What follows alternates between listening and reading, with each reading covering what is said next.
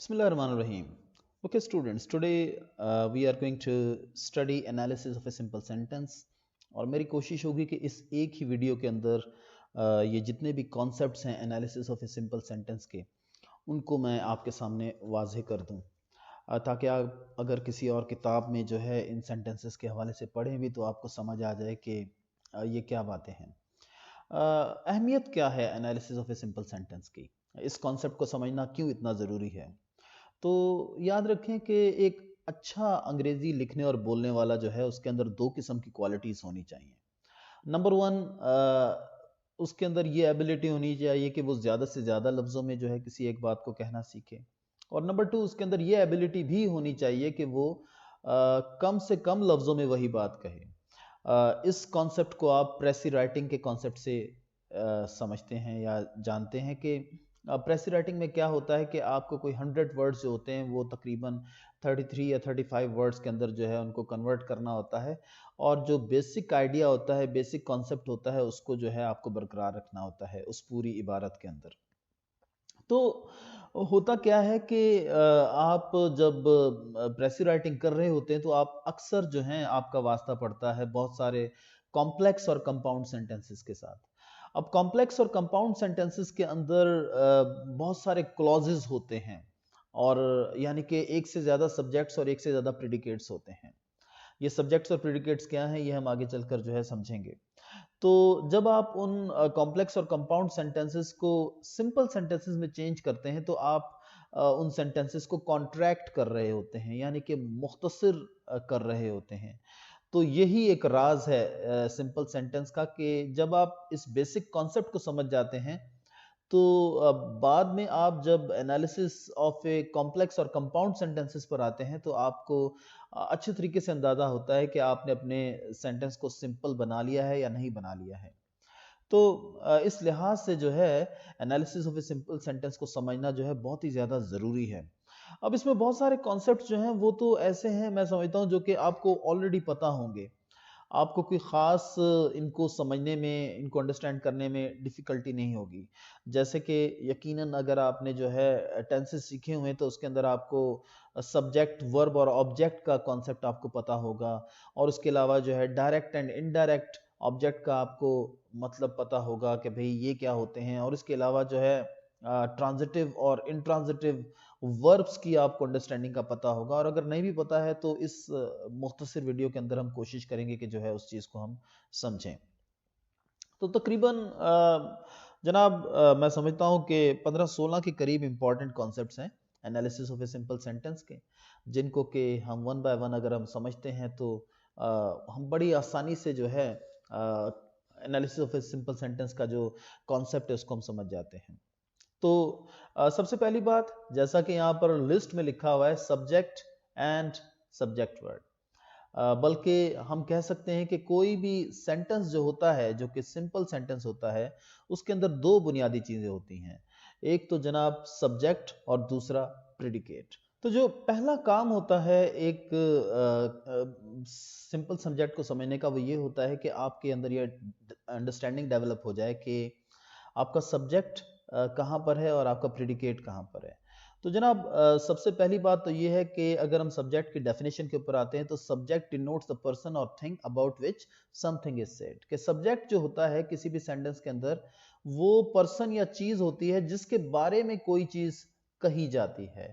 तो ये एक लफ्ज़ के पर भी मुश्तमिल हो सकता है और एक से ज़्यादा लफ्ज़ों पर भी मुश्तमिल हो जाता है होता है। तो वो तमाम वर्ड्स जो कि सब्जेक्ट का काम कर रहे होते हैं, वो एक नाउन ही का काम कर रहे होते हैं। अगरचे वो बज़ाहिर जो हैं वो प्रोनाउंस हो सकते हैं या प्रेजेंट पार्टिसिपल्स हो सकते हैं या कोई और चीज़ हो सकते हैं, कोई और पार्ट ऑफ स्पीच हो सकते हैं, लेकिन अगर वो सब्जेक्ट का काम कर रहे हैं तो उनकी हैसियत जो है एक नाउन ही की है।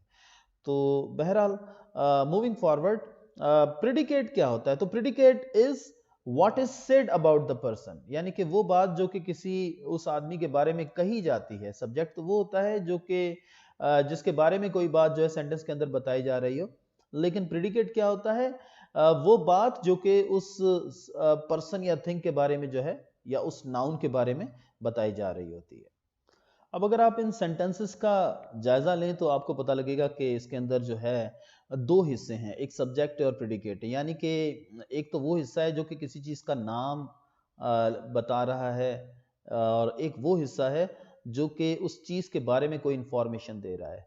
जैसे डॉग्स बार्क, तो डॉग्स जो है एक नाम है और डॉग्स क्या कर रहे हैं, they bark. The sun gives light, सूरज रोशनी देता है। तो द सन जो है आपका सब्जेक्ट है और ये किसी चीज़ का नाम है, और गिव्स लाइट जो है वो काम है जो कि वो कर रहा है, यानी कि ये वो इंफॉर्मेशन है जो कि सन के बारे में दी जा रही है कि सन करता क्या है। द चाइल्ड इज डेड, उसी तरीके से जो है the boys made Rama captain. तो अब यहाँ पर जो है मेड रामा कैप्टन जो है ये आपका प्रेडिकेट है, यानी कि ये वो इंफॉर्मेशन है जो कि बॉयज के बारे में दी जा रही है कि बॉयज ने क्या किया, तो लिहाजा ये आपके जो हैं प्रेडिकेट हैं यहाँ पर।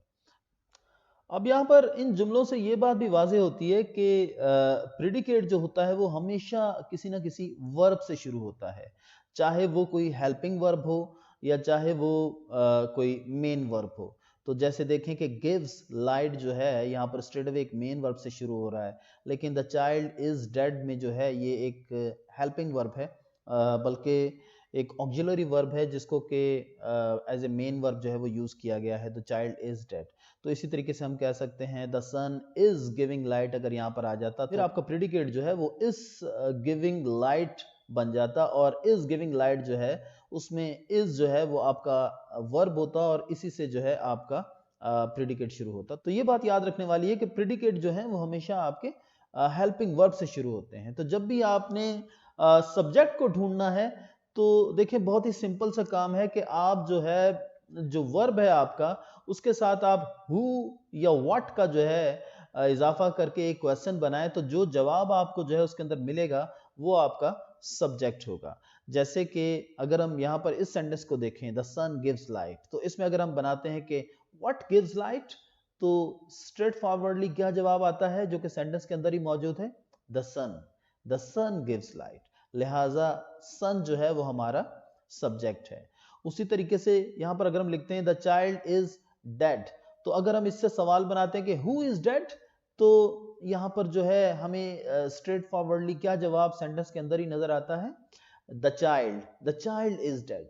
तो जनाब ये हमारा इसमें सब्जेक्ट हो गया। आने वाली एग्जाम्पल जो है उसके अंदर आपको पता चलेगा कि सब्जेक्ट जो होता है वो अक्सर जरूरी नहीं है कि सेंटेंस के बिल्कुल शुरू में ही आए, जैसा कि इन मिसालों के अंदर है, वो सेंटेंस के आखिर में भी हो सकता है, सेंटेंस के बीच में भी हो सकता है। तो सब्जेक्ट तक पहुंचने के लिए कि यार हमारा सब्जेक्ट क्या है, एक्सरसाइजेज आ जाती हैं कि सब्जेक्ट और प्रेडिकेट जो है वो जरा वाजे करके दिखाएं सेंटेंसेस के अंदर। तो इस बात को जानने के लिए जो है आपको स्ट्रेट अवे जो है आपका जो वर्ब है उसको ढूंढना होगा कि आपका वर्ब कौन सा कहां से शुरू हो रहा है। तो जहां से आपका वर्ब शुरू हो रहा है वहां से आपका प्रेडिकेट शुरू हो रहा है, और उस वर्ब के साथ जब आप हु या व्हाट का इजाफा करेंगे तो वहां से जो है आपको आपके सब्जेक्ट का आंसर आपको मिल जाएगा। अब देखें ये जो कुछ मिसालें मैंने यहाँ पर निकाली हैं, यहाँ से जो है मेरी ये बात आपको समझ में आएगी कि जैसे यहाँ पर लिखा है कि no man can serve two masters, तो यहाँ पर जो है अगर आप कैन के साथ हु लगाते हैं कि who can serve two masters, तो आपको स्ट्रेट फॉरवर्डली जुमले के अंदर ही एक जवाब मिलता है नो मैन। तो नो मैन जो है हमारा सब्जेक्ट है। उसी तरीके से सेंटेंस नंबर 2 को देखें तो ये लिखता है कि a barking sound the shepherd heard hears. तो यहाँ पर जो है आपको नजर आता है कि सेंटेंस सब्जेक्ट जो है आपका वो सेंटेंस से बिल्कुल शुरू में नहीं आ रहा है। तो यहाँ पर आपको सबसे पहले आपको एक वर्ब ढूंढना होगा कि आपका वर्ब कहाँ पर है। तो आपको पता लगता है कि आपका वर्ब जो है वो ये है, हियर्स। तो हु हियर्स, तो आपको स्ट्रेट फॉरवर्डली इसके अंदर जो है जवाब मिलता है शेपर्ड। तो लिहाजा शेपर्ड जो है वो आपका सब्जेक्ट है, शेपर्ड हियर्स। अच्छा सेंटेंस नंबर 3 को देखें, the naked everyday he clad, who clads, he. तो यहां पर आपका ही जो है वो सब्जेक्ट है। इसी तरीके से आप सेंटेंस नंबर 4 को देखें, the sweet sweet are the uses of adversity. अब यहां पर जो है what are the uses of adversity, sweet. तो यहां पर जो है स्वीट आपका सब्जेक्ट है। अब सेंटेंस नंबर 5 को देखें, अप वेंट द बलून। तो यहां पर जो है आपका वर्ब क्या है, वेंट। तो आप जो है इसके साथ जो है आप लगाते हैं एक हु या व्हाट को लगाकर आप क्वेश्चन बनाते हैं, तो जवाब आता है व्हाट वेंट अप। तो जवाब क्या आता है? The balloon went up. तो लिहाजा द बलून जो है वो आपका सब्जेक्ट है। तो यहाँ पर आप इन मिसालों में आप देख रहे हैं कि आपका सब्जेक्ट जो है वो जरूरी नहीं है कि वो सेंटेंस के शुरू में ही आए, वो सेंटेंस के बीच में भी आ सकता है, आखिर में भी आ सकता है, यानी कि कुछ इस अंदाज में भी आ सकता है कि आपको उसे पहचानना मुश्किल हो। तो इस सूरत में आप जो है हु या व्हाट का इजाफा करेंगे, या हु या व्हाट के जरिए से जो है आप एक सवाल बनाएंगे वर्ब के साथ, और आपको आपके सब्जेक्ट का पता लग जाएगा कि आपका सब्जेक्ट क्या है। ओके जी, उसके बाद जो एक इंपॉर्टेंट कॉन्सेप्ट है analysis of a simple sentence में, वो है एडजेक्टिव, एडजेक्टिव इक्विवेलेंट, एट्रीब्यूट या फिर एनलार्जमेंट ऑफ द सब्जेक्ट। यानी कि ये सारे जो हैं एक ही चीज के नाम होते हैं। यानी कि एनलार्जमेंट ऑफ द सब्जेक्ट जो है वो भी एडजेक्टिव का काम कर रहा होता है। एडजेक्टिव इक्विवेलेंट यानी कि वो चीजें जो कि एडजेक्टिव के बराबर हैं, इक्विवेलेंट का मतलब ही होता है बराबर होना। तो ये भी जो हैं यूँ समझें कि एडजेक्टिव ही का काम करते हैं, और एट्रीब्यूट भी जो है वो एडजेक्टिव ही का काम कर रहा होता है।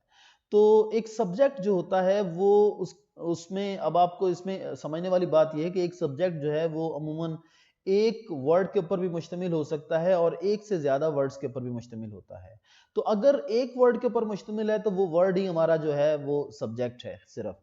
लेकिन अगर एक हमारा सब्जेक्ट जो है वो एक या एक से ज्यादा वर्ड्स के ऊपर, लेकिन अगर हमारा सब्जेक्ट एक से ज्यादा वर्ड्स के ऊपर मुश्तमिल है, तो उस सूरत में एक हमारा जो वर्ड है वो सब्जेक्ट वर्ड होगा, क्योंकि वो मोस्ट इंपॉर्टेंट वर्ड है, और बाकी के वर्ड्स जो कि उसके साथ आ रहे हैं वो सिंपली उस सब्जेक्ट को डिस्क्राइब कर रहे हैं, यानी कि उसके बारे में वो एक्स्ट्रा इंफॉर्मेशन दे रहे हैं। जैसा कि एडजेक्टिव का काम ही होता है कि वो आपके सब्जेक्ट को डिस्क्राइब करता है। तो वो सारे वर्ड्स जो कि एडजेक्टिव को डिस्क्राइब कर रहे होते हैं, वो सारे वर्ड्स जो कि सब्जेक्ट को डिस्क्राइब कर रहे होते हैं या उसके बारे में एक्स्ट्रा इंफॉर्मेशन दे रहे होते हैं, वो हमारे एडजेक्टिव, एडजेक्टिव इक्विवेलेंट, एट्रीब्यूट या फिर एनलार्जमेंट ऑफ द सब्जेक्ट कहलाते हैं। अब इसमें याद रखने वाली बात क्या है कि एनलार्जमेंट ऑफ द सब्जेक्ट जो है वो मुख्तलिफ किस्म की होती है, और इस चीज को समझना और इस चीज को प्रैक्टिस करना जो है बहुत ज्यादा जरूरी है। अगर आप इस कॉन्सेप्ट को समझते हैं तो आप कोशिश कीजिए कि ये जो जुमले मैं आपके सामने बयान कर रहा हूं या एक्सप्लेन कर रहा हूं, आप ऐसे ही जुमले मजीद जो हैं खुद भी बनाएं। तो जब आप खुद बनाएंगे तो यूं समझें कि आपकी जो ग्रिप है लैंग्वेज के ऊपर वो और भी ज्यादा जो है वो बेहतर हो जाएगी। जैसा कि अब आप पहला सेंटेंस देखें कि न्यू ब्रूम्स स्वीप वेल, तो यहां पर आपका सब्जेक्ट जो है वो तो ब्रूम्स है कि नया झाड़ू जो होता है वो बहुत अच्छी सफाई करता है। तो ब्रूम्स जो है वो आपका सब्जेक्ट है, लेकिन न्यू जो है वो एक एक्स्ट्रा इंफॉर्मेशन है जो कि ब्रूम्स के बारे में दी गई कि किस किस्म के ब्रूम्स जो है वो ज्यादा अच्छी सफाई करते हैं, न्यू। तो न्यू आपका एडजेक्टिव है। तो यहां पर आपका जो एनलार्जमेंट है या एट्रीब्यूट है वो आपका सिंपल एक एडजेक्टिव है। दूसरे में देखें कि बार्किंग डॉग्स सेल्डम बाइट, तो यहां पर जनाब अगर आप देखें कि आपका जो एक सब्जेक्ट वर्ड है वो तो आपका डॉग है, लेकिन उसके साथ आ रहा है बार्किंग जो कि मजीद जो है डॉग की एक क्वालिटी को बयान कर रहा है। यानी कि बार्किंग जो है वो एक पार्टिसिपल है। पार्टिसिपल आप जानते हैं कि जब आप वर्ब के साथ आईएनजी लगाते हैं या वर्ब की थर्ड फॉर्म को अगर आप जो है बतौर एडजेक्टिव यूज करते हैं तो वो आपका फिर पार्टिसिपल बन जाता है। तो यहां पर जो है बार्किंग यानी कि वर्ब की फर्स्ट फॉर्म के साथ जो है आईएनजी लगाकर जो है इससे एडजेक्टिव का काम लिया जा रहा है। तो ये भी आपका जो है एनलार्जमेंट है या फिर एट्रीब्यूट है। तो यहां पर जो है आपका एट्रीब्यूट जो है वो आपका एक पार्टिसिपल है। अच्छा, अब तीसरा सेंटेंस देखिए, इसके अंदर आता है कि हरी's फादर इज एन इंजीनियर, कि हरी का फादर जो है वो एक इंजीनियर है। आप जो प्रेडिकेट है उसके साथ जब आप हु या व्हाट का इजाफा करेंगे तो आपको जो जवाब मिलेगा वो आपका सब्जेक्ट होगा। तो who is an engineer, father is an engineer. Hari नहीं है इंजीनियर बल्कि उसका फादर इंजीनियर है। तो लिहाजा यहां पर फादर जो है वो एक सब्जेक्ट वर्ड है। और हरी फिर क्या है? तो हरी जो है वो महज जो है इसके साथ जो है हरीज जो है वो एक एनलार्जमेंट है। तो यहां पर आपका जो इक्विवेलेंट है वो क्या है? Noun with apostrophe S. यानी कि ऐसा नाउन जो कि एपोस्ट्रोफी एस के साथ है वो आपका एडजेक्टिव, एडजेक्टिव इक्विवेलेंट या फिर एट्रीब्यूट का काम जो है वो कर रहा है, या फिर एनलार्जमेंट का काम कर रहा है। तो अब आप नेक्स्ट को देखिए कि my views are quite different. तो व्हाट इज क्वाइट डिफरेंट और what are quite different? Views are quite different. तो इसका मतलब है कि व्यूज जो है वो तो आपका सब्जेक्ट वर्ड हो गया, लेकिन माय जो है वो इसके साथ एक मजीद वर्ड लगा हुआ है आपके सब्जेक्ट के साथ, ये आपका एनलार्जमेंट हो गया। My views are quite different, और यहां पर जो है आपका एनलार्जमेंट या फिर आपका जो एट्रीब्यूट है वो एक पोजेसिव प्रोनाउन है, जिसको कि आप एडजेक्टिव प्रोनाउन भी कह सकते हैं। अच्छा, अब ये सेंटेंस बहुत इंटरेस्टिंग है, देखें, Firdausi the poet wrote the Shahnameh. तो अब यहां पर हु रोट द शाहनामा? तो फिरदौसी रोट द शाहनामा। तो द पोइट जो है वो उसकी क्वालिटी मजीद बयान की जा रही है, जैसा कि एडजेक्टिव का काम ही होता है नाउन की क्वालिटी बयान करना। तो फिरदौसी जो कि पोइट था, ही रोट द शाहनामा। लेकिन यहां पर जो है इंटरेस्टिंग बात यह है कि दो नाउन्स को जो है एक साथ इकट्ठे एक दूसरे के सामने रख दिया गया है, और एक नाउन जो है वो दूसरे नाउन के बारे में इंफॉर्मेशन दे रहा है या उसको डिस्क्राइब कर रहा है। तो यानी कि ये नाउन जो है ये एडजेक्टिव का काम कर रहा है या एडजेक्टिव इक्विवेलेंट का काम कर रहा है। तो आप कह सकते हैं कि फिरदौसी द पोइट रोट दी शाहनामा। तो यहां पर जो है इस सूरत में जब नाउन आपके सामने आए तो इसको आप कहते हैं नाउन इन एपोजिशन। तो ये आपका हो गया जनाब नाउन इन एपोजिशन। जब दो नाउन्स ऐसे एक दूसरे के सामने आए कि एक नाउन जो है वो दूसरे नाउन को जो है डिस्क्राइब कर रहा हो, एडजेक्टिव का काम कर रहा हो, उसके बारे में कोई मजीद उसकी क्वालिटी बता रहा हो, तो वो जो है नाउन इन एपोजिशन होता है। तो द पोएट जो है वो नाउन इन एपोजिशन है। तो आप भी अगर ऐसे सेंटेंसेस बनाते हैं जैसे कि Kashif the captain of my team made century, तो अब काशिफ जो है वो जो मैंने सेंटेंस कहा उसके अंदर जो है आपका सब्जेक्ट वर्ड है, और द कैप्टन जो है वो आपका नाउन इन एपोजिशन हो गया, क्योंकि कैप्टन भी जो है वो नाउन है, तो captain of my team. Okay, a desire to excel is commendable, sentence number 6। तो यहां पर जो है what is commendable? A desire is commendable, यानी कि डिजायर जो है वो कमेंडेबल है। और कौन सी डिजायर कमेंडेबल है? टू एक्सेल, यानी कि आगे बढ़ने की डिजायर जो है कमेंडेबल है। लेकिन टू एक्सेल जो है आप देख सकते हैं कि एक इन्फिनिटिव वर्ब है। तो यहां पर जो है वर्ब इन इन्फिनिटिव केस जो है वो भी एक एडजेक्टिव या एडजेक्टिव इक्विवेलेंट का काम कर रहा है। तो नेक्स्ट आप देखते हैं कि स्टिच इन टाइम सेव्स 9, कि वक्त पर लगाया गया एक टांका 9 टांकों से बचाता है। यानी कि अगर आप किसी नुकसान को शुरू ही में रोक लें तो फिर ज्यादा नुकसान होने से बच जाता है, लेकिन अगर आप नुकसान होता रहने दें तो फिर वो नुकसान बढ़ता रहता है। तो व्हाट सेव्स 9? अब यहां पर आप दोबारा जो है सवाल करते हैं इससे कि व्हाट सेव्स 9, क्या चीज जो है 9 से बचाती है? स्टिच, तो ऐसा स्टिच, और किस किस्म का स्टिच? इन टाइम, वक्त पर लगाया गया। तो इन टाइम जो है देखें कि एक फ्रेज है, और ये फ्रेज जो है ये स्टिच को जो है डिस्क्राइब कर रहा है। तो यहां पर इंटरेस्टिंगली अ फ्रेज और ग्रुप ऑफ वर्ड्स वो भी जो है एक एडजेक्टिव, एडजेक्टिव इक्विवेलेंट, एट्रीब्यूट या एनलार्जमेंट ऑफ द सब्जेक्ट का काम कर सकता है। तो ये 7 किस्म के एनलार्जमेंट ऑफ सब्जेक्ट आपको आने चाहिए, एडजेक्टिव इक्विवेलेंट आपको जो है जुमलों के अंदर इस्तेमाल करने आने चाहिए। कैसा? कि एडजेक्टिव का इस्तेमाल आपको आना चाहिए, पार्टिसिपल का इस्तेमाल बतौर एडजेक्टिव आना चाहिए। यहां पर जो है मैं आपको बताता चलूं कि ये पार्टिसिपल जो है वो प्रेजेंट पार्टिसिपल है, और जो वर्ब की थर्ड फॉर्म में जो पार्टिसिपल होता है वो आपका पास्ट पार्टिसिपल होता है। जैसा कि हम लिखते हैं कि ब्रोकन होम वाज एम्प्टी, कि टूटा हुआ घर खाली था। तो अब यहां पर आप देखें कि एक वर्ब की थर्ड फॉर्म जो है आपका आपके जो है एडजेक्टिव का काम कर रही है, और ये जो है ये भी पार्टिसिपल ही है, लेकिन ये पास्ट पार्टिसिपल है। तो आपको पता होना चाहिए कि एक एडजेक्टिव भी जो है, एक एडजेक्टिव, एक पार्टिसिपल या नाउन विद एपोस्ट्रोफी एस, या फिर पोजेसिव प्रोनाउन या एडजेक्टिव, पोजेसिव एडजेक्टिव, या फिर नाउन इन एपोजिशन और वर्ब इन इंफिनिटिव केस, और उसके अलावा फ्रेजेस या ग्रुप ऑफ वर्ड्स कैसे जो है एडजेक्टिव का काम कर सकते हैं, इस चीज की आपको प्रैक्टिस आनी चाहिए। और अगर आप इन सेंटेंसेस को सामने रखकर जो है ऐसे मजीद सेंटेंसेस बनाएं तो ये कैपेबिलिटी आपके अंदर पैदा हो सकती है।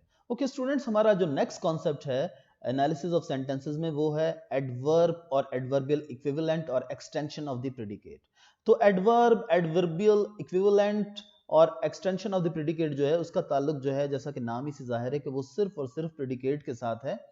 और इसमें समझने की बात यह है कि हमारा जो प्रेडिकेट होता है वो किसी एक वर्ड पर भी मुश्तमिल हो सकता है और एक से ज्यादा वर्ड्स पर भी मुश्तमिल हो सकता है। मैं अपनी मिसाल जो है वो जरा दोबारा दोहरा देता हूं आपके लिए। जैसा कि अगर हम लिखते हैं बॉयज प्ले, तो अब यहां पर जो है बॉयज आपका सब्जेक्ट है और प्ले आपका जो है प्रेडिकेट है, और इसमें एक ही वर्ड जो है वो सब्जेक्ट का काम कर रहा है और एक ही वर्ड जो है वो प्रेडिकेट का काम कर रहा है।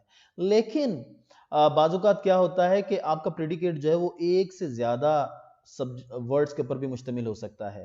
तो इस सूरत में जो है जो बाकी के वर्ड्स हैं जो कि आपके प्रेडिकेट के साथ आ रहे हैं या आपके वर्ब के साथ आ रहे हैं, वो एक्सटेंशन ऑफ द प्रेडिकेट कहलाते हैं और उनको आप एडवर्बियल इक्विवेलेंट्स भी कह सकते हैं। जैसा कि पहली एग्जांपल है द फ्लेम्स स्प्रेड एवरीवेयर, शोले हर तरफ फैल गए। तो अब एवरीवेयर जो है वो डायरेक्शन को शो कर रहा है, तो ये आपका एक एडवर्ब है। तो जनाब यानी कि एक सिंगल एडवर्ब भी जो होता है वो एक्सटेंशन ऑफ द प्रेडिकेट का काम करता है। उसके बाद जो है आप देखें कि ही वेंट होम, तो ही वेंट होम में जो है वो चला गया, कहां चला गया, घर चला गया। तो अब यहां पर होम जो है जो कि एक नाउन है वो एक एडवर्ब का काम कर रहा है, एक एडवर्बियल इक्विवेलेंट का ये एक्सटेंशन ऑफ द प्रेडिकेट का काम कर रहा है। तो noun working like an adverb, intransitive verb के बाद जब एक नाउन आता है तो वो उसका ऑब्जेक्ट नहीं होता है, वो महज जो है एक्सटेंशन ऑफ द प्रेडिकेट कहलाया जा सकता है, यानी कि वो एक ऐसा नाउन होता है जो कि एक एडवर्ब का काम कर रहा होता है। नेक्स्ट सेंटेंस के ऊपर आए तो कहता है कि ही रोज टू गो, वो जाने के लिए उठा। तो वो उठा जाने के लिए, ही रोज टू गो। तो अब यहां पर देखें कि टू गो जो है वो एक इन्फिनिटिव वर्ब है और वो एक यूं समझे कि एक्सटेंशन ऑफ द प्रेडिकेट का काम कर रहा है, एक एडवर्ब का काम कर रहा है। तो क्योंकि वो प्रेडिकेट के बाद क्योंकि वो यहां पर ये टू गो जो है प्रेडिकेट का हिस्सा है। तो आपने देखा कि टू गो जो कि एक इन्फिनिटिव है, अगर वो सब्जेक्ट के साथ आ जाए तो वो फिर जो है एडजेक्टिव का काम कर रहा होता है, और अगर वो वर्ब के बाद आ जाए तो वो फिर एक एडवर्ब का काम कर रहा होता है। तो यानी कि जो पोजीशन होती है वर्ड्स की वो उनको जो है उनकी उनकी हैसियत को मुतय्यन करती है कि आया कि उनको एडवर्ब की सूरत में लेना चाहिए या फिर उनको एडजेक्टिव की सूरत में लेना चाहिए। अगर तो वो सब्जेक्ट के साथ आ रहे हैं या किसी नाउन के साथ आ रहे हैं, किसी नाउन को डिस्क्राइब कर रहे हैं, तो वो यकीनन एडजेक्टिव कहलाएंगे। और अगर वो किसी वर्ब के बारे में मजीद इंफॉर्मेशन दे रहे हैं कि वो वर्ब जो है कहाँ हो रहा है, कैसे हो रहा है, क्यों हो रहा है, किस मकसद के लिए हो रहा है, तो वो जो है जनाब एडवर्ब का काम देते हैं। तो मैं यहाँ पर आपको जो है ये भी बताऊंगा कि आप जरा तफसील से जो है इस हवाले से एडवर्ब्स को जो है वो जरूर पढ़िएगा। मेरी कोशिश होगी कि मैं आपके साथ जो है इस चीज को डिस्कस करूं कि एडवर्ब्स किस किस्म के होते हैं और कैसे जो हैं वो जुमले के अंदर काम करते हैं। तो ये भी एक बहुत ही इंपॉर्टेंट कॉन्सेप्ट है एनालिसिस को समझने का। ओके जनाब, नेक्स्ट जो है the flames spread in every direction. तो यहां पर देखें कि द फ्लेम्स स्प्रेड, शोले फैल गए। अब इन एवरी डायरेक्शन ये तीन वर्ड्स हैं, यानी कि ये एक फ्रेज है, और ये फ्रेज जो है पूरे का पूरा जो है वो बता रहा है कि ये काम कहां पर हुआ, यानी कि वर्ब जो है वो उसके बारे में ये पूरी इंफॉर्मेशन दे रहा है। तो ये एक एक्सटेंशन ऑफ द प्रेडिकेट है, और यहां पर एक फ्रेज या ग्रुप ऑफ वर्ड्स जो है वो यूं समझें कि एक एडजेक्टिव का या एडजेक्टिव इक्विवेलेंट का काम कर रहा है। अब आखिर में जो है हम देखते हैं spring advancing the swallows appear. तो अब यहां पर ये एक बड़ा ही इंटरेस्टिंग किस्म का हमारा एडवर्ब है या एडवर्बियल इक्विवेलेंट है। Spring advancing the swallows appear, के बहारों के आते ही, तो अब बहारों के आते ही द स्वेलोज अपीयर, स्वेलोज यानी कि फाख्ताएं जाहिर हुई। तो अब यहां पर जो है ये एक ऐसा फ्रेज है जो ना तो हमारे वर्ब को जो है डिस्क्राइब कर रहा है, वर्ब के बारे में कोई इंफॉर्मेशन दे रहा है, और ना ही हमारे सब्जेक्ट के बारे में कोई इंफॉर्मेशन दे रहा है, ना स्वेलोज के बारे में कुछ बता रहा है, और ना ही जो है अपीयर के बारे में कुछ बता रहा है, बल्कि ये एक एक्स्ट्रा इंफॉर्मेशन है जो कि इस सेंटेंस के अंदर जो है एक फ्रेज की सूरत में रख दी गई है। तो इस किस्म के फ्रेजेस जो होते हैं जिनका ताल्लुक ना तो किसी सब्जेक्ट के साथ होता है और ना ही किसी वर्ब के साथ होता है, बल्कि वो एक एक्स्ट्रा इंफॉर्मेशन होती है, तो जनाब ऐसे फ्रेजेस जो हैं वो एब्सोल्यूट फ्रेजेस कहलाते हैं। तो यहाँ पर एक एब्सोल्यूट फ्रेज जो है वो महज एक्सटेंशन ऑफ द प्रेडिकेट का काम कर रहा है, यानी कि हम इसको ये भी नहीं कहेंगे कि ये कोई एडवर्ब है, बल्कि महज जो है ये प्रेडिकेट को जो है वो मजीद यानी कि उसके अंदर जो है इजाफा कर रहा है, मजीद उसके अंदर जो है एक इंफॉर्मेशन दे रहा है।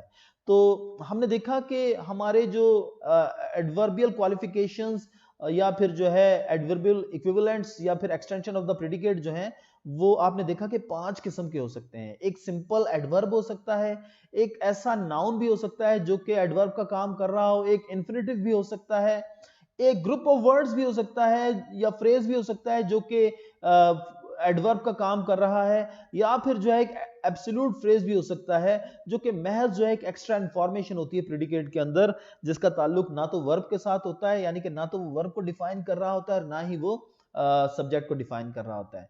तो अब जनाब ये जो 5 अकसाम हैं जो कि आपने देखी हमारे एडवर्ब्स की या एडवर्बियल इक्विवेलेंट्स या एक्सटेंशन ऑफ द प्रेडिकेट की, आप इनको जो है ऐसे ही मजीद जो है अगर आप अपनी जर्नल में अपनी कॉपी में मजीद बनाते हैं, इनकी प्रैक्टिस करते हैं, तो यूं समझें कि ये कॉन्सेप्ट भी आपको जो है आ जाएगा। तो it's not a very big and difficult concept, आप इसको बड़ी आसानी से समझ सकते हैं।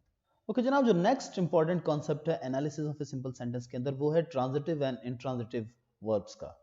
तो बहुत ही सिंपल है ये, आपने अक्सर इसको सुना हुआ है, ज़रा सा जो है हम इसका रिवीजन कर लेते हैं कि जो ट्रांजिटिव वर्ब्स होते हैं उसके अंदर आपका जो सब्जेक्ट होता है, आपका जो वर्ब होता है, उसका इम्पैक्ट जो है वो एक ऑब्जेक्ट के ऊपर जाता है। यानी कि अमूमन जो है ट्रांजिटिव वर्ब्स के अंदर जो है आपको एक ऑब्जेक्ट जो है वो साथ में लगाना पड़ता है अपनी बात को कंप्लीट करने के लिए बाज़ औक़ात। और अगर आपके वर्ब के साथ ऑब्जेक्ट नहीं लगा हुआ है तो यूं समझें कि आपका वर्ब जो है वो इंट्रांजिटिवली यूज हुआ है। तो एक ही वर्ब जो है बाजुकात जो है वो ट्रांजिटिवली भी यूज हो सकता है और इंट्रांजिटिवली भी यूज हो सकता है।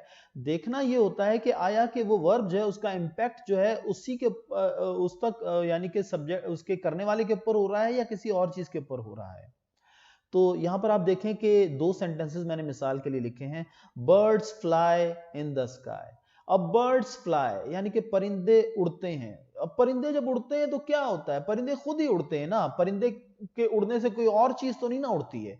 तो लिहाजा इन द स्काई जो है वो तो आपका एक्सटेंशन है प्रेडिकेट की, जिसको कि आप एनलार्जमेंट ऑफ द प्रेडिकेट भी कहते हैं, और ये एक ग्रुप ऑफ वर्ड है जो कि एडवर्ब का काम कर रहा है और वो आपको जगह बता रहा है कि ये काम किस जगह पर हो रहा है। तो यहाँ पर जो है बर्ड्स फ्लाई, तो बर्ड्स फ्लाई जो है उसका इम्पैक्ट जो है यहाँ पर वर्ब का जो है वो बर्ड के अपने ऊपर ही हो रहा है। लेकिन अब वही वर्ब जो है अगर आप दूसरी एग्जांपल में देखें, pilots fly aeroplane in the sky. तो अब यहाँ पर जो है फ्लाई, पायलट्स फ्लाई, पायलट्स उड़ाते हैं। तो पायलट्स जो है वो उड़ाते हैं, क्या उड़ाते हैं, एरोप्लेन उड़ाते हैं। यानी कि यहां पर आपने जो है एक ऑब्जेक्ट लगाया है इसके साथ अपने कॉन्सेप्ट को वाजे करने के लिए कि पायलट्स क्या उड़ाते हैं। अब यहां पर एक और नोटेबल चीज क्या है कि आपका जो वर्ब है फ्लाई, उसका इंपैक्ट जो है वो पायलट्स के ऊपर नहीं हो रहा है, बल्कि उसका इंपैक्ट जो है किसी और चीज के ऊपर हो रहा है। यानी कि काम ये कर रहे हैं और इसके काम का असर जो है वो उसके ऑब्जेक्ट के ऊपर हो रहा है जो कि एरोप्लेन है। तो यहां पर जो है बर्ड्स काम कर रहे हैं तो उसका असर जो है उनके अपने ऊपर ही हो रहा है। तो ये जो है यहाँ पर ट्रांजिटिवली फ्लाई यूज हुआ है पहली वाली मिसाल में, और दूसरी वाली मिसाल में जो है ये इंट्रांजिटिवली यूज हुआ है। थोड़ी सी मजीद इसकी मिसालें लेते हैं, लेकिन अब जो है हम अपने आइडिया को जो है महदूद रखेंगे इंट्रांजिटिव वर्ब के साथ। ओके जी, अब देखें कि जैसा कि लिखा है कि when the verb in the predicate is an intransitive verb it alone can form the predicate. तो इंट्रांजिटिव वर्ब जो होता है वो अकेला भी प्रेडिकेट बना सकता है, जैसा कि dogs bark, black clouds are gathering.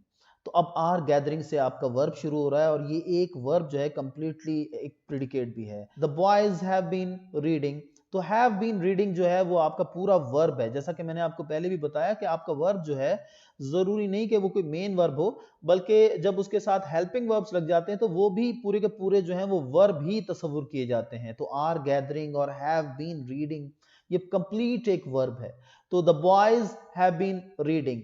अब देखें कि रीडिंग के बाद जो है ये नहीं बताया जा रहा है कि बच्चे क्या पढ़ रहे हैं, सिर्फ ये बताया जा रहा है कि बच्चे पढ़ रहे हैं। तो लिहाजा यहाँ पर हमारा वर्ब जो है वो इंट्रांजिटिवली यूज हुआ है। अगर हम जो है यहाँ पर ये लिखें the boys have been reading books, तो अब देखें कि हमें पता लगता है कि बच्चे क्या पढ़ रहे हैं। तो अब जो है हमारा जो वर्ब हो गया, वही वर्ब जो कि पहले इंट्रांजिटिव था वो ट्रांजिटिवली यूज हो जाएगा, यानी कि हमने जो उसके बाद जो है एक ऑब्जेक्ट का इजाफा कर दिया। तो ये सारे जो हैं आपके यूं समझिए कि नोट करने वाली बात क्या है कि आपका वर्ब जो है वो एक वर्ड के ऊपर भी मुश्तमिल हो सकता है और एक से ज्यादा वर्ड्स के ऊपर भी जो है वो मुश्तमिल हो सकता है, जैसे कि आर गैदरिंग और हैव बीन रीडिंग। ओके जी, इंट्रांजिटिव वर्ब के साथ जुड़ा हुआ एक और कॉन्सेप्ट है जिसको कि आप कहते हैं an intransitive verb of incomplete predication and its complement, यानी कि उसकी कॉम्प्लीमेंट और इनकम्प्लीट प्रेडिकेशन का कॉन्सेप्ट जो है इसको भी अब समझना लाजमी है। जैसा कि मैंने ऊपर कहा कि आपका इंट्रांजिटिव वर्ब जो होता है वो अकेला ही पूरा प्रेडिकेट बन सकता है, लेकिन बाज़ औक़ात ऐसे इंट्रांजिटिव वर्ब्स हमारे सामने आते हैं जिनके साथ हमें मजीद वर्ड्स लगाने पड़ते हैं ताकि हम अपने जुमले की मीनिंग को मुकम्मल कर सकें। जैसा कि यहाँ पर ये जुमला लिखा हुआ है द बेबी सीम्स हैप्पी, कि बच्चा खुश लगता है। तो अब यहाँ पर जो है सीम्स जो है वो इंट्रांजिटिव वर्ब है, लेकिन अगर हम कहते हैं द बेबी सीम्स तो हमारा आइडिया जो है वो कंप्लीट नहीं रहता है, यानी कि बच्चा लगता है, सिर्फ इतना हमारे जुमले का मतलब बनेगा। तो इस जुमले को सुनने वाला आपसे सवाल कर सकता है कि अच्छा जी बच्चा लगता है, लेकिन क्या लगता है? खुश लगता है, उदास लगता है, सहमा हुआ लगता है, बहादुर लगता है, क्या लगता है?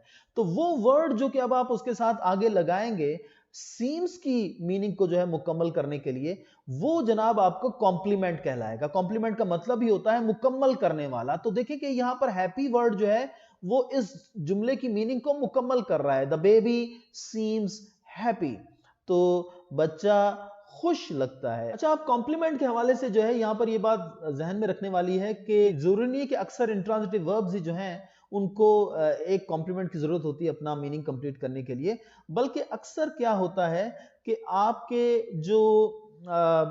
अक्सर आपके जो ट्रांजिटिव वर्ब्स होते हैं उनको भी बाज़ औक़ात जो है अपनी मीनिंग कंप्लीट करने के लिए जो है किसी एक्स्ट्रा वर्ड की जरूरत होती है। जैसा कि यहाँ पर मैंने ये 3 एग्जांपल्स लिखी हैं। The event made him hopeless. अगर आप इस जुमले को देखें the event made him hopeless, तो ये जुमला जो है इसके अंदर आप देखें कि अगर हम इसको यहां पर लाकर रोक दें इस जुमले को, the event made him, event ने उसे बना दिया, तो अब हमारी मीनिंग जो है कंप्लीट नहीं रहेगी।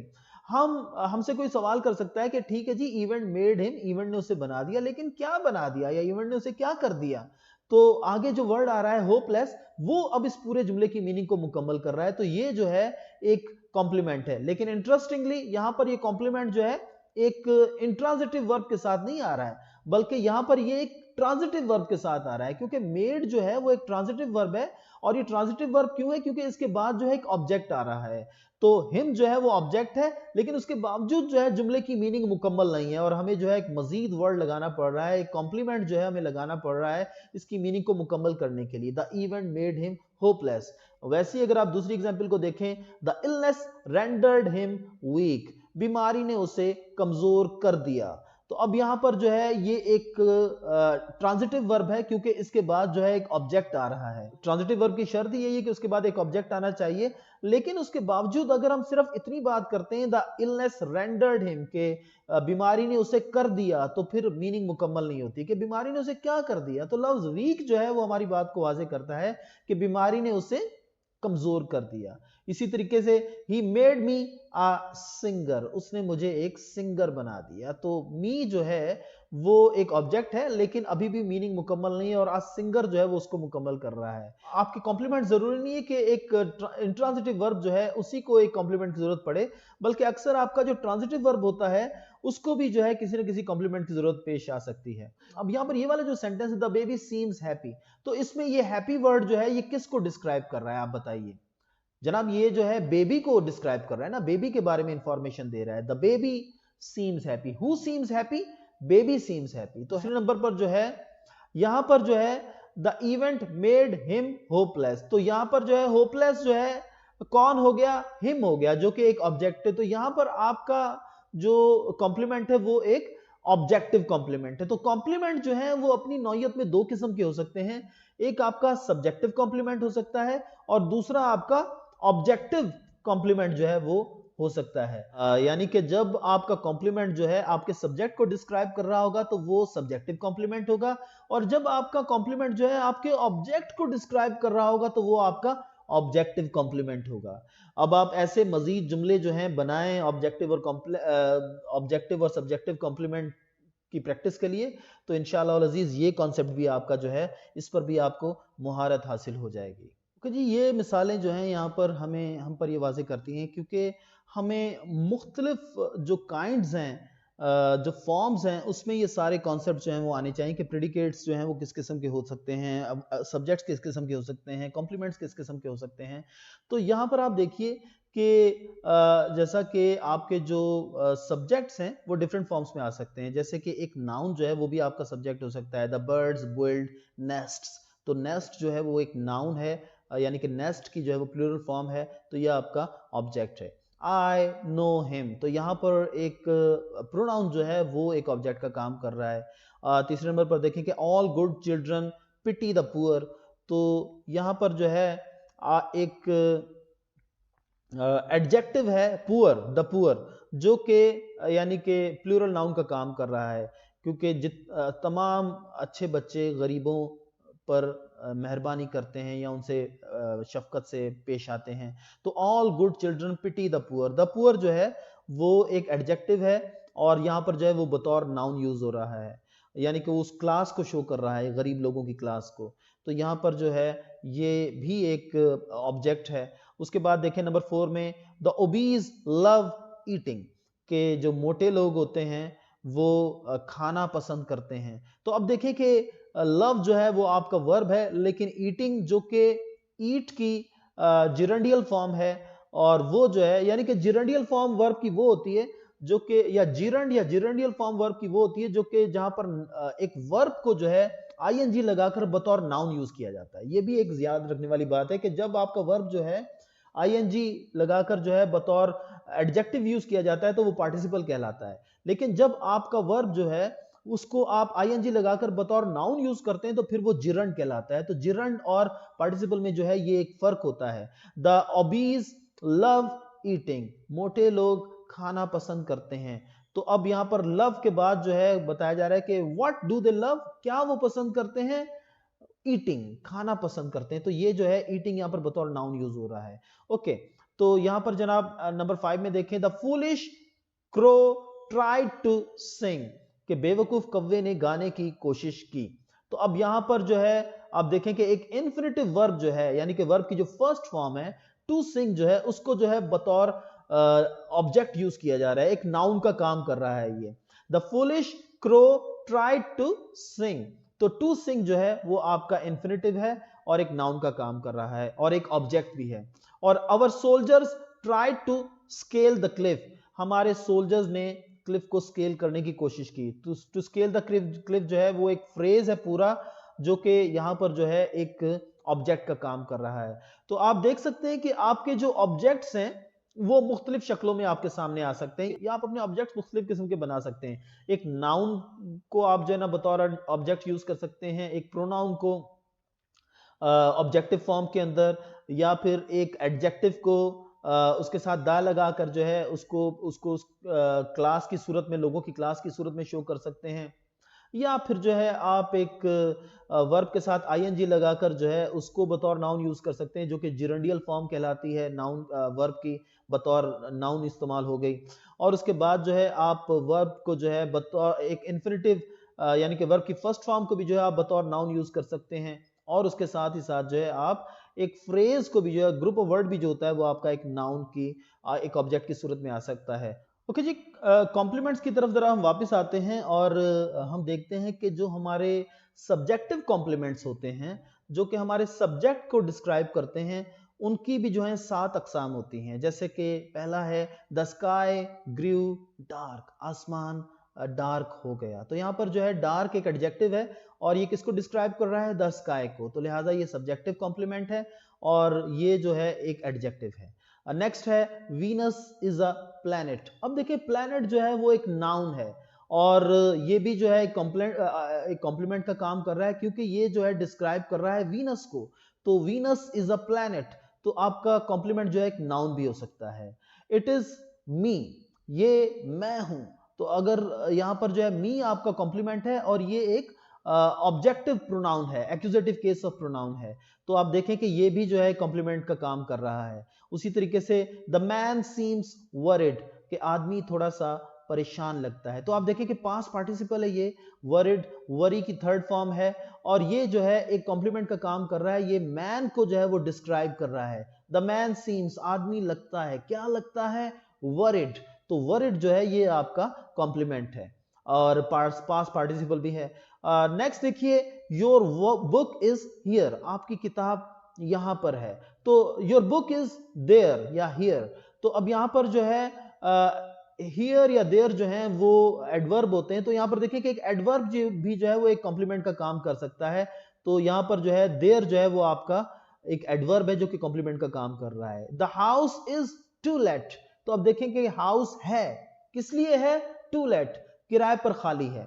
तो टू लेट जो है एक इंफिनिटिव केस है वर्ब का, और यानी कि वर्ब की फर्स्ट फॉर्म है और ये भी जो है एक कॉम्प्लीमेंट का काम कर रहा है। तो यहां पर जो है एक इंफिनिटिव वर्ब भी जो है वो आपका कॉम्प्लीमेंट हो सकता है। The building is in a dilapidated condition, के बिल्डिंग जो है वो है क्या है? इन अ डायलैपिडेटेड कंडीशन, बहुत ही बुरी हालत में, बहुत ही खस्ता हालत में। तो यहां पर जो है इन अ डायलैपिडेटेड कंडीशन जो है वो एक पूरा फ्रेज है, एक ग्रुप ऑफ वर्ड है। तो एक ग्रुप ऑफ वर्ड जो है यहां पर जो है कॉम्प्लीमेंट का काम कर रहा है। तो ये 7 किस्म के कॉम्प्लीमेंट्स जो है ना आपके होते हैं और ये 7 किस्म के कॉम्प्लीमेंट्स जो है ना आपको प्रैक्टिस करनी चाहिए, आपको आने चाहिए। एडजेक्टिव बतौर कॉम्प्लीमेंट, नाउन बतौर कॉम्प्लीमेंट, ऑब्जेक्टिव प्रोनाउन बतौर कॉम्प्लीमेंट, पास्ट पार्टिसिपल बतौर कॉम्प्लीमेंट, एडवर्ब बतौर कॉम्प्लीमेंट, इन्फिनिटिव वर्ब बतौर कॉम्प्लीमेंट और ग्रुप ऑफ वर्ड या फ्रेज जो है वो बतौर कॉम्प्लीमेंट। तो इनकी प्रैक्टिस आप कैसे करेंगे? आप बार बार जो है ऐसे जुमले बनाएंगे जिनमें ये 7 किस्म के कॉम्प्लीमेंट जो हैं वो आते हुए नजर आए, इसी तरतीब के साथ, इसी किस्म के जुमलों में। तो इस तरीके से आपका ये कॉन्सेप्ट पक्का हो जाएगा। ओके स्टूडेंट्स, हमने जो है सब्जेक्टिव कॉम्प्लीमेंट्स के बारे में जाना कि उनकी अकसाम क्या होती हैं। तो आइए ज़रा हम ऑब्जेक्टिव कॉम्प्लीमेंट्स को भी अब थोड़ा सा डिस्कस कर लेते हैं कि उनकी कौन कौन सी अकसाम होती हैं और कैसे, किस किस्म के जुमले इस सिलसिले में आपको बनाने आने चाहिए। तो जनाब, the jury found him guilty, the jury found him, jury ने उसे पाया, क्या पाया? गिल्टी पाया, मुजरिम पाया। तो यानी कि यहाँ पर गिल्टी जो है वो आपका कॉम्प्लीमेंट है जो कि जुमले को मुकम्मल कर रहा है और ये एक एडजेक्टिव है। और नेक्स्ट देखिए कि हिज पेरेंट्स नेम्ड हिम हरी, उसके पेरेंट्स ने उसका नाम रखा, क्या रखा? उसका नाम हरी रखा। तो हरी जो है वो बात को कंप्लीट कर रहा है, कॉम्प्लीमेंट का काम कर रहा है और ये एक ऑब्जेक्ट को डिस्क्राइब कर रहा है, एक ऑब्जेक्टिव कॉम्प्लीमेंट है, लेकिन ये एक नाउन भी है। तो एक नाउन भी कॉम्प्लीमेंट का काम कर सकता है। ही केप्ट अस वेटिंग, उसने हमें मुंतजिर रखा, उसने हमें रखा, क्या रखा? मुंतजिर रखा, इंतजार की हालत में रखा।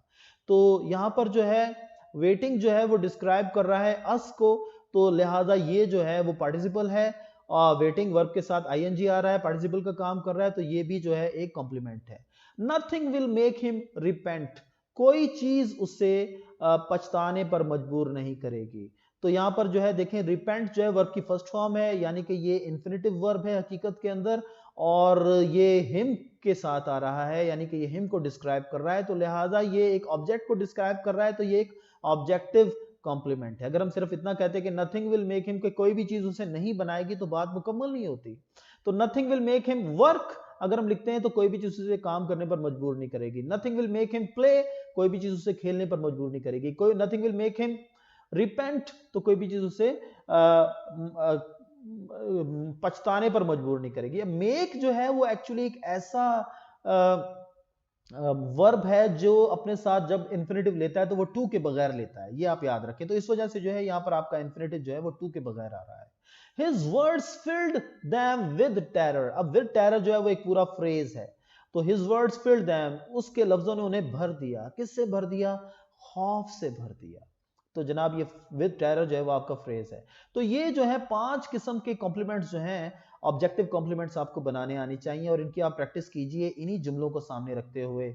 जैसा कि एक एडजेक्टिव बतौर कॉम्प्लीमेंट, एक नाउन बतौर ऑब्जेक्टिव कॉम्प्लीमेंट, एक पार्टिसिपल बतौर ऑब्जेक्टिव कॉम्प्लीमेंट, एक इन्फिनेटिव वर्ब बतौर ऑब्जेक्टिव कॉम्प्लीमेंट और एक फ्रेज। स्टूडेंट्स अब एक आखिरी कॉन्सेप्ट जो कि आपको समझना लाजमी है अपने एनालिसिस ऑफ सिंपल सेंटेंसेस के हवाले से, वो है डायरेक्ट और इनडायरेक्ट ऑब्जेक्ट का। यानी कि कभी कभी एक ट्रांजिटिव वर्ब जो होता है उसके साथ 2 ऑब्जेक्ट्स भी आ जाते हैं, तो एक ऑब्जेक्ट उसमें से जो है वो डायरेक्ट होता है और एक इनडायरेक्ट होता है। जैसे मैं कहता हूं कि Rama gave a pen knife, Rama ने एक पेन नाइफ दिया, तो यहाँ पर जो है सब्जेक्ट वर्ब ऑब्जेक्ट, तो ये यकीनन जो है वो डायरेक्ट ऑब्जेक्ट है।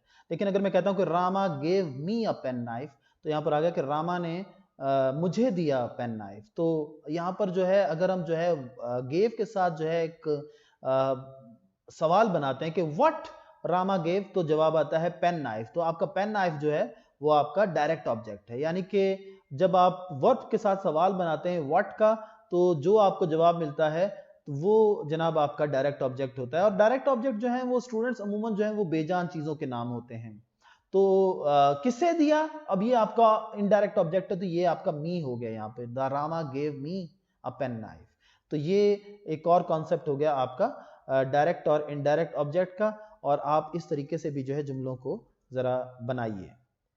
तो स्टूडेंट्स आखिर में जो है मैं एक दफ़ा फिर अपनी बात को दोहराना चाहूँगा कि सिंपल सेंटेंसेस का कॉन्सेप्ट जो है वो समझना बहुत ज़्यादा इंपॉर्टेंट है, क्योंकि जब आप प्रेसी राइटिंग सीखते हैं तो आप उसमें जो है अक्सर बहुत सारे कॉम्प्लेक्स सेंटेंसेस को और कंपाउंड सेंटेंसेस को, जिनमें बहुत सारे क्लॉजेज होते हैं, आप उनको सिंपल सेंटेंस के अंदर तब्दील करते हैं, जिनसे वो जुमले छोटे हो जाते हैं। यानी कि वही बात जो कि बहुत सारे लफ्ज़ों के अंदर आपने कही हुई होती है, वो आप जो है सिंपल एक सेंटेंस एक बनाकर जो है आप उसको मुख्तसर तरीन अल्फाज में जो है कह सकते हैं। तो ये सारे कॉन्सेप्ट जो कि यहाँ पर जो है मैंने लिखे भी हुए हैं, उनको जो है मैंने अभी मुख्तसरन आपके साथ जो है वो डिस्कस किया। और जैसा कि मैंने यहाँ पर लिखा है, to remember these definition is not important, we must learn to use them as tool to create accurate simple sentences. तो आपको ये सारे के सारे कॉन्सेप्ट जो हैं आप इनको प्रैक्टिस करें बार बार जो है इस वीडियो को देखकर, उन एग्जाम्पल्स को देखकर, तो यकीनन जो है सिंपल सेंटेंस का कॉन्सेप्ट आपको समझ में आ जाएगा। और उसके बाद जब मैं इंशाअल्लाह अज़ीज़ आगे कॉम्प्लेक्स और कंपाउंड सेंटेंसेस की तरफ बढ़ूंगा, तो फिर वो कॉन्सेप्ट भी आपके लिए समझना जो है वो बहुत ज़्यादा इंपॉर्टेंट हो जाएगा। तो if you really want to write beautiful English and if you really want to speak good English, accurate English, the understanding of these concepts is extremely important. लिहाजा वन बाय वन इन सारे concepts को जो है आप दोबारा देखिए, understand कीजिए, and इंशाअल्लाह अज़ीज़ this video will prove very helpful for all of you as well. Thank you so nice.